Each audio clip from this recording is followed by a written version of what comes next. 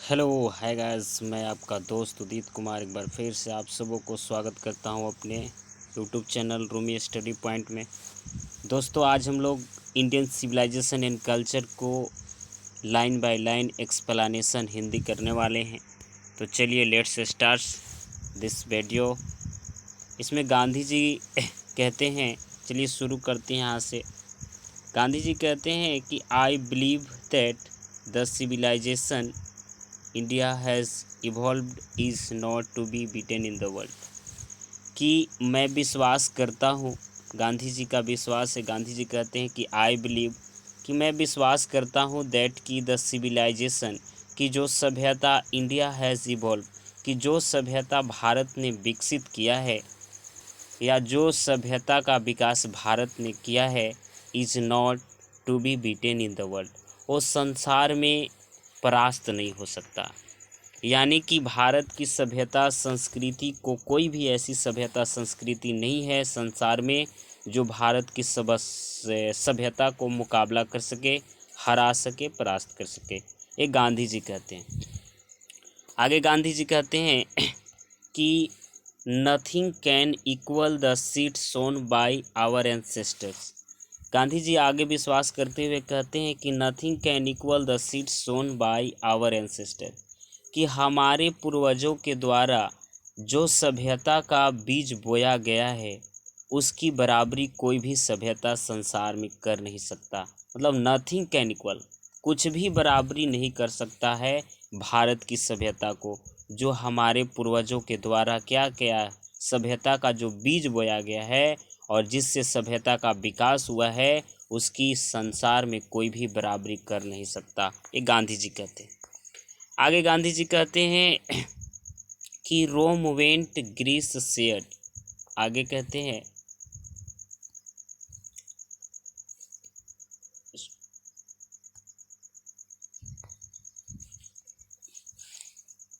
Rome went and Greece share same fate, the might of Pharaohs was broken, Japan has become westernized of China, nothing can be said।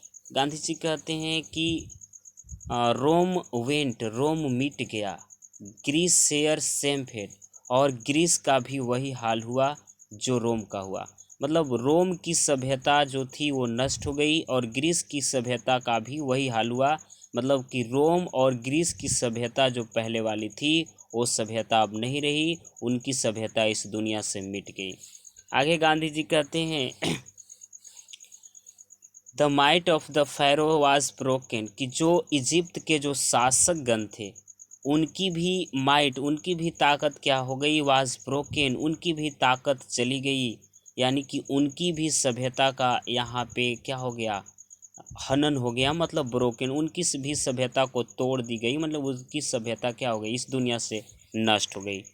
आगे गांधी जी कहते हैं कि Japan has become westernise, और जो Japan था, Japan का क्या हो गया, बिकम, वो भी हो गया वेस्टर्नाइज, वो भी अपनी सभ्यता को पश्चिमी सभ्यता में विलीन कर ली। मतलब पश्चिमी सभ्यता में जापान की सभ्यता भी जा कर के नष्ट हो गई, मिल गई। यानी कि जापान का भी सभ्यता का अस्तित्व खत्म हो गया। Of China nothing can be said, लेकिन चीन के बारे में कुछ कहा नहीं जा सकता, ये गांधी जी कहते हैं।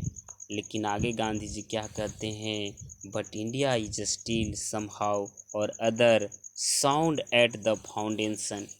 लेकिन गांधी जी कहते हैं इन सब कुछ हुआ, जापान का वेस्टर्नाइज हो गया, रोम की सभ्यता मिट गई, ग्रीस की भी ताकत चली गई, और जो इजिप्ट के शासकगण थे उनकी भी ताकत इस दुनिया से मिट गई। चाइना के बारे में कुछ कहा नहीं जा सकता। But India is still somehow, लेकिन भारत किसी भी तरीके से, समहाउ किसी भी तरीके से, भारत आज भी साउंड एट फाउंडेशन, अपने नींव पर कमोबेश मजबूती से खड़ा है। यानी कि भारत की सभ्यता आज भी संसार में कायम है और भारत आज भी अपनी सभ्यता को बनाए हुए है। ये गांधी जी कहते हैं। आगे गांधी जी कहते हैं कि the people of Europe learn their lesson from the writings of the men of the Greece और Rome when which exist no longer in their former glory. In trying to learn from them, the European people imagining that they will avoid the mistake of Greece and Rome, such is their pitiable condition. आगे गांधी जी बात करते हुए कहते हैं कि the people of Europe कि जो Europe के लोग हैं learn their lesson from the writing of the men of the Greece, कि जो ग्रीस और रोम के लेखकों ने जिस चीज़ को लिखा है उन्हीं के लिखी गई बातों से यूरोप के लोग लर्न दियर लेसन सबक सीखते हैं। Which exist no longer in the their former glory, लेकिन वो ये भुला जाते हैं कि जिस रोम ने, जिस ग्रीस ने इस चीज़ को लिखा है उनकी सभ्यता इस दुनिया से मिट गई, तो क्या पढ़ने वाले जो रोम और ग्रीस के लोग हैं, यूरोप के लोग हैं, क्या उनकी अस्तित्व खत्म नहीं होगी?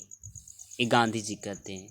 इन trying to learn from them the European imaging, और यूरोप के जो लोग हैं वो इमेजिंग करते हैं, यह सोचते हैं दैट कि they will avoid the mistake of Greece and Rome, कि जो ग्रीस और रोम के लोगों ने जो गलती की है वो गलती से हम अवॉइड करेंगे, मतलब दूर रहेंगे, वो गलती हम नहीं करेंगे।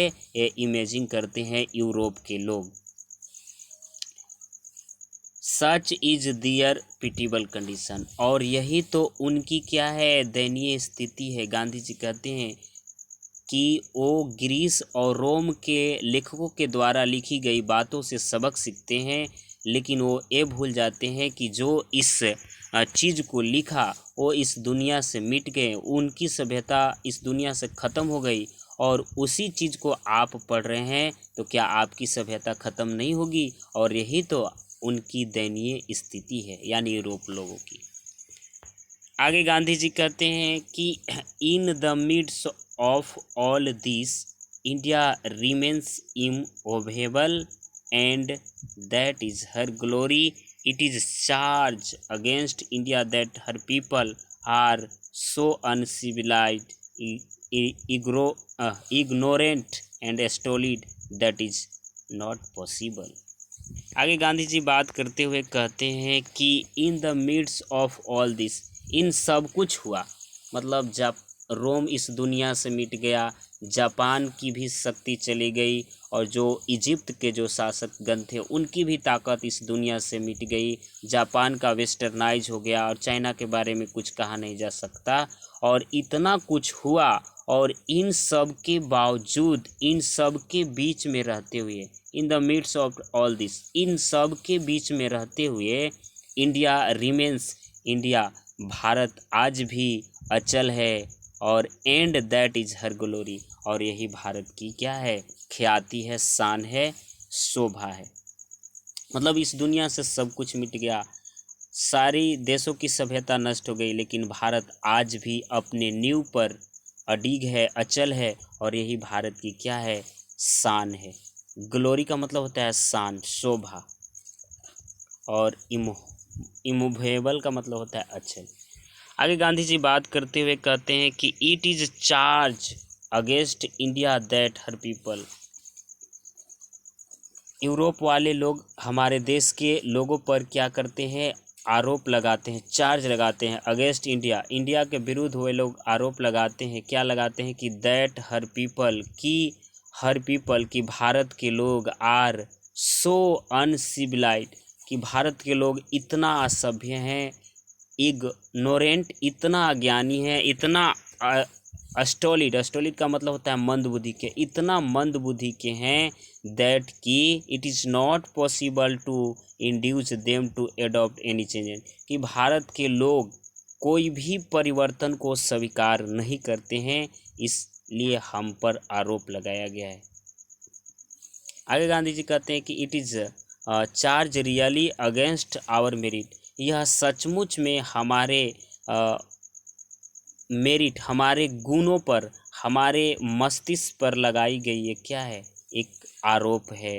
व्हाट वी हैव टेस्टेड आगे गांधी जी कहते हुए समझाते हुए कहते हैं कि what we have tested and found true and anvils of experience we dare not change. Gandhi ji कहते हैं कि व्हाट वी हैव टेस्टेड, जिसको हम लोगों ने टेस्टेड जांचा है, एंड फाउंड और सही पाया है, true on the anvils of experience अनुभव की निहाई पर जिसको मैंने परखा है, समझा है, जाना है और सही पाया है, तो वी डेयर नॉट चेंज, तो हम लोग इसको बदलने की साहस नहीं कर सकते हैं। ये गांधी जी कहते हैं।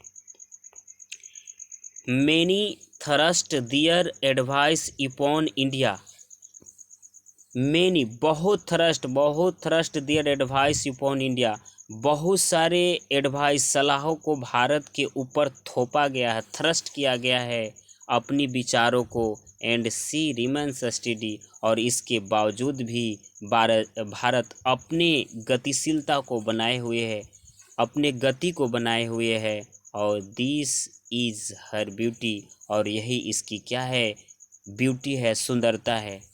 दिस का मतलब यह का मतलब भारत, और यही भारत की क्या है, दिस इज हर ब्यूटी, और यही भारत की अपनी क्या है, सुंदरता है, शान है। It is the sheet anchor of our hope, और इसी उम्मीद में हम लोग जीते भी हैं। आगे गांधी जी बात करते हुए कहते हैं 3 में, आइए देखते हैं कि civilisation is that mode of conduct. आगे गांधी जी बात करते हैं कि आखिर सभ्यता क्या है भाई, व्हाट इज सिविलाइजेशन। तो उसी पर विचार करते हुए गांधी जी कहते हैं कि civilisation is that mode of conduct which points out to man the path of duty, कि जो सभ्यता है वो एक आचरण है, वो यह एक आधार है। मोड का मतलब आधार होता है, कंडक्ट और आचरण, व्यवहार।